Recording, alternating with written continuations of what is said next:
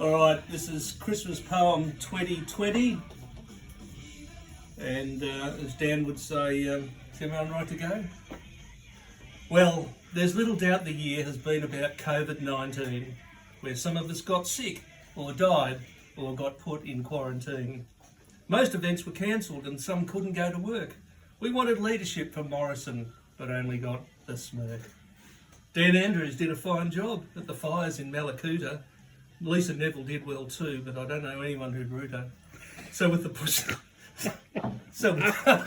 bushfire season over, we hoped Morrison might inspire us. He just didn't know he'd be contending with a Chinese virus. Now it's amazing to hear of the things that make people scared. They shit themselves with panic when they find they're unprepared. And so there was this virus, known widely as Corona. It started there in China and went all the way to Arizona. Don't sneeze or cough, and wash your hands was one of many tasks, while eventually we all had to don those facial masks. It affected the elite, the rich and working classes. With no toilet paper left, how do we wipe our asses? Now the supermarket shelves have never emptied faster as shoppers loaded up on oats and flour and pasta. A run on antiseptic wipes was just part of all the caper. I'll have to stop biting my fingernails now that there's no more toilet paper. And at one stage, I was writing this poem, sitting alone on my toilet bowl, staring at the cardboard tube with my very last dunny roll.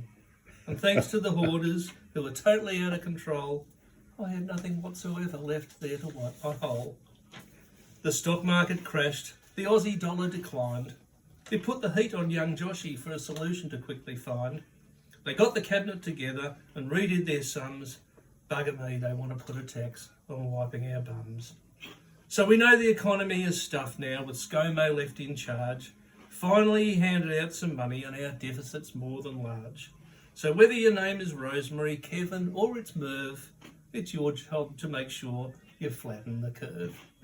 Now the Minister for Health, his name is really rare because for some obscure reason his parents called him Greer. Now he's not a very big man, and as a child he was a runt. And if you don't know who I'm referring to, his name is Greer Cunt. Now they played the footy without crowds. The same with NRL. We all had to self-isolate, which is probably just as well.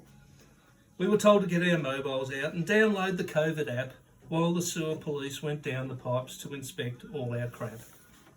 But there was at least one winner out of this virus frenzy, and that was the invisible former sports minister, Shotgun Mackenzie.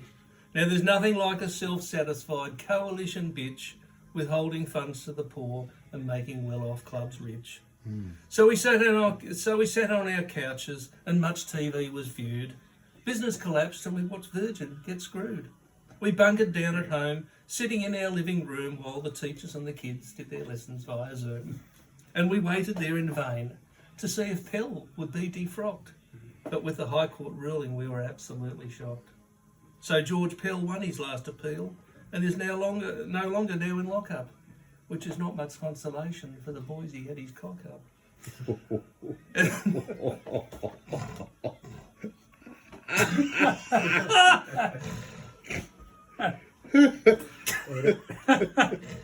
And the royals were in trouble, most notably the Prince. He told lies on 60 Minutes, but he's been quiet ever since.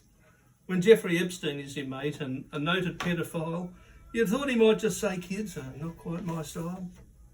But just as we were winning, Victoria was in retreat. The virus hit the high-rise and got into Cedar Meats.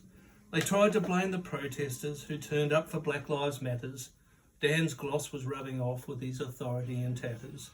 So despite another lockdown and a secondary wave, people took no notice and began to misbehave. The deaths in nursing homes was the worst we've ever seen. Thank God we don't have Bronwyn with her baths of kerosene. Some people have been saying that with COVID they've been played. They reckon that the whole thing is just a big charade. They say they want their freedom because they pay their taxes, but when you scratch the surface you'll find they're just a bunch of anti-vaxxers. The lockdown and the curfew meant the roads were mostly barren, while in Brighton there was whinging from the likes of Karen. She complained that she'd already walked all the streets. She wanted one rule for us and another for the elites. You couldn't play golf or go to the gym, and you look fucking stupid wearing a mask when you swim.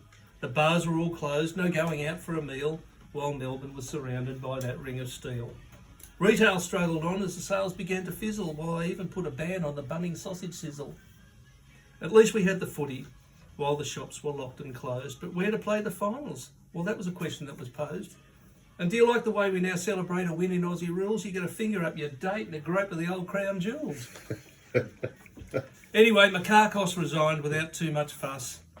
Although some say she got pushed under the Premier's bus. Dan fronted the press each day, which sometimes got fiery, but he deflected and just said, well, we've got an inquiry.